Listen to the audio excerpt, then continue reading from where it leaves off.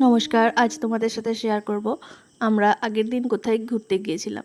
তো অনেকেই জিজ্ঞাসা করছিল যে আমরা আগের দিন ওটা কোথায় গিয়েছিলাম। তো তোমরা এর মধ্যেই আমাদের ওই ফটোটা কিন্তু দেখেছো আর অনেক অনেক ভালোবাসাও দিয়েছো, যার জন্য আমি এই পুরো ভিডিওগুলো ছোট ছোট ক্লিপগুলোকে অ্যাটাচ করে একসাথে একটা বড় ভিডিও করার চেষ্টা করলাম, যাতে তোমরাও দেখো যে আমরা কোথায় গিয়েছিলাম বা কেন গিয়েছিলাম।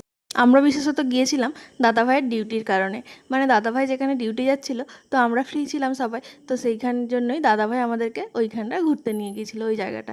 যেহেতু আমরা যাচ্ছিলাম 3টের দিকে, তো দিদি দেখো গাড়ির মধ্যেই ঘুমিয়ে পড়েছিল। তো আমাদের ফার্স্ট লোকেশান ছিল ডানকুনি। ডানকুনি একটা ভিআরএল এন্টারপ্রাইজে। তো ওখানে দাদাভাই গিয়েছিল কাজের জন্য, আর সেই সময় আমরা ওই চিপসটা কিনে খেয়েছিলাম। চিপসটা এতটাই টেস্টি, কিন্তু ভীষণই ঝাল, যেহেতু হট অ্যান্ড স্পাইসি না, তো সেই জন্য।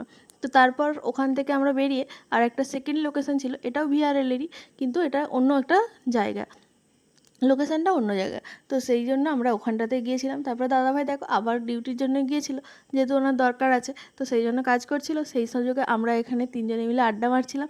তারপর তো দেখো বৃষ্টিটাও থেমে গেছিলো, যখন আমরা বেরিয়েছিলাম প্রচণ্ড বৃষ্টি হচ্ছিলো, কিন্তু এখন থেমে গেছে।